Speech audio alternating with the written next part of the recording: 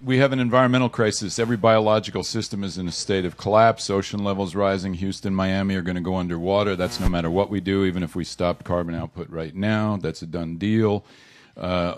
Species destruction, deforestation, soil erosion, etc. Now, in response to this, there's a shift to the green economy. Capital is shifting. People's careers are shifting. Green MBA programs. Don't denigrate the green MBA programs. We have an abundance of green enterprises and nonprofit groups, but they're not converged. You got a lot of silos. So the idea is to bring them together with a three-part green real estate model. This is getting ready for if this depression lasts 10 or 20 years like the last one lasted. The last depression was ended by World War II. That's not going to save us this time. So the three pieces are an urban transit-oriented mix of affordable housing for teachers. It could also involve first responders like cops, firefighters, EMTs. It's a very safe building, but I'm going after teachers because they're your best social multiplier. If you educate teachers, you educate a lot of people. And the property we're going after, which I'll show you in a minute, is owned by the school district, and it's a vacant lot, been sitting vacant for years. You combine that with a green economy center. You go to any U.S. city and you say, where's your green economy center? Ain't none, okay? Stupid. Eco-industrial park, we have industrially zoned land in every city that's sitting vacant. I could take you out to Hunters Point right now, Bayview Hunters Point, and show you a 7-acre site that is sitting vacant, doing nothing. That would be producing the compostable takeout containers, recycling, starter plants, all that biodiesel, et cetera, all these green economy ventures that are starting and cranking and showing good growth rates and getting investment capital, but they're scattered all over. They're not in the same place. The third is a rural property that combines a working farm, teaching farm, a retreat center for the urban groups, green careers training camp, and an intentional retirement community for people like me, the baby boomers. We don't want to live alone. We don't want to be a burden on our biological children. And then we don't want to live in a golf course community in Phoenix. So what's the alternative? It's the eco farm. So this is the downtown residential model. Global Exchange's office is right here. My window is here. I look right out at that site. It's a 36,000 square foot lot owned by the San Francisco Unified School District. They do not have a decision-making process for their real estate. They have 10 surplus properties that have been sitting vacant for years. They don't know what to do with them. This is a mass transit hub. It's a BART station where some people won't get out because of the crack, heroin, and prostitution. The rule of thumb on crack is never smoke anything named after a part of your butt, but some crackheads don't quite understand that. So it's a combination of affordable green housing for teachers. The developer that we're working with has already done 3 of these projects in Santa Clara, San Mateo, and Kenyatta College. Turns out teachers like living with other teachers. 3-bedroom apartment for $1,500 a month with washer, dryer, et cetera, et cetera. This can be done. It just requires a nonprofit ethic coming in and finding the way to make it work financially. It creates well-paid green jobs in the inner city that will stay there, and it teaches the community how to restore our balance with nature. It unites retail, event space, offices, gardens, eco-gym, where all the stationary bicycles, rowing machines, etc., generate electricity. All the materials, the flooring, etc., are all eco products.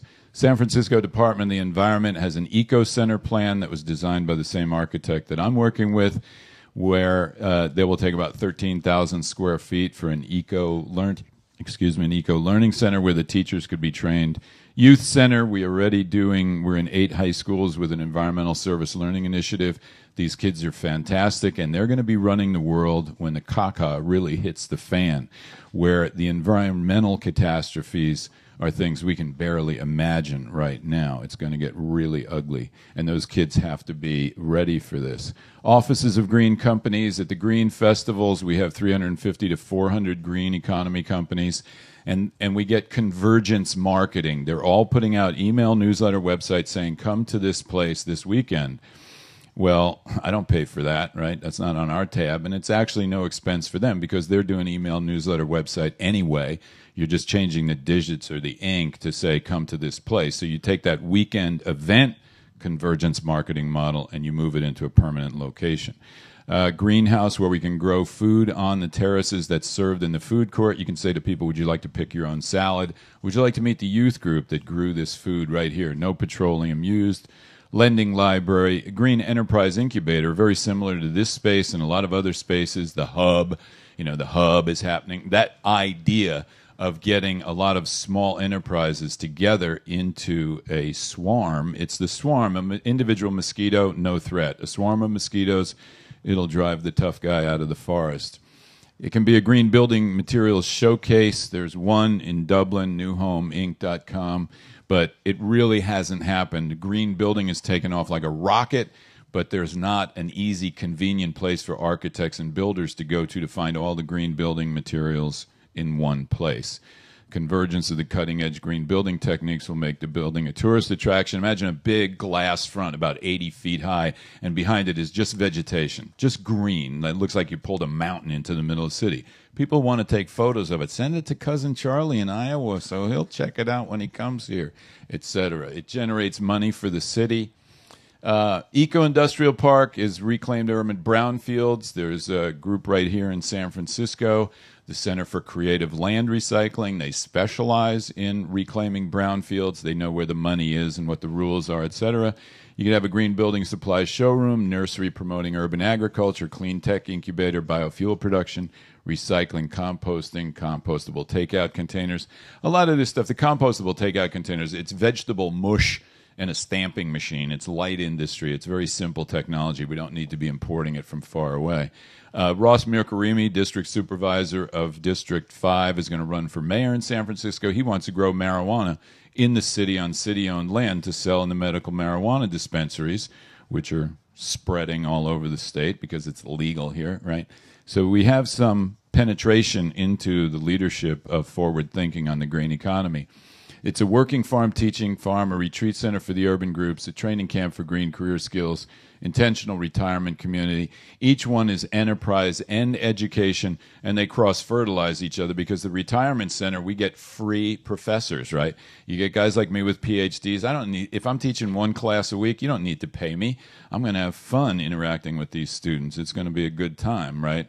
So you teach a class, you do a little work in the garden, you goof off, you go for a swim in the swimming pool. The property we're working on is 155 acres, about an hour and a half north of here in Hopland, that's got 45 acres of organic wine grapes, 9 homes already on it. It's got a restaurant that seats 100 people next to a lake, et cetera, et cetera. Beautiful property.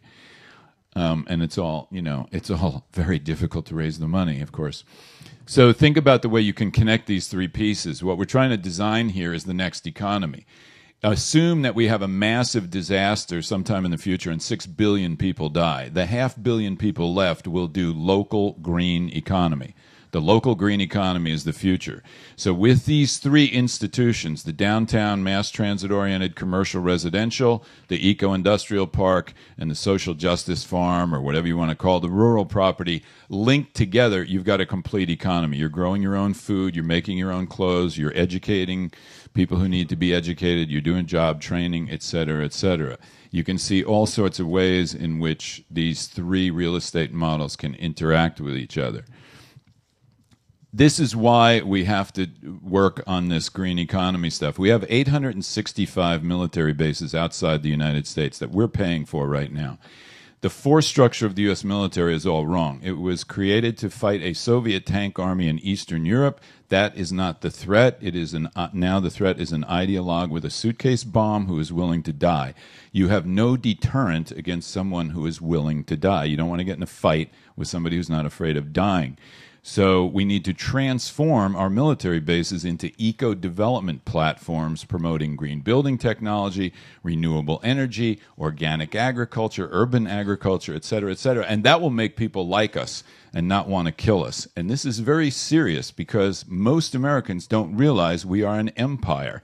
We are 4% of the world's people consuming 25% of the world's resources, and all the cute gizmos and websites in the world are not going to change that. We have to make a radical shift in the way we live our lives, the way we waste resources, the way we view our relationship with the rest of the world. Eco-development centers in these bases. We could start with Guantanamo in Cuba. Global Exchange has been taking reality tours to Cuba for 20 years. The Cuban government knows us. We could transform Guantanamo from a torture center into an eco-development center, an eco-university. I know the Cubans would love it, and maybe there's some people in the Barack Obama administration who would like it as well. And the prime directive for the going forward in the future is from William McDonough's book, How Do We Love All the Children of All Species for all time? How do we love all the children of all species for all time? That's the prime directive. Everything else comes down from that. That's my email. Thank you very much for your attention.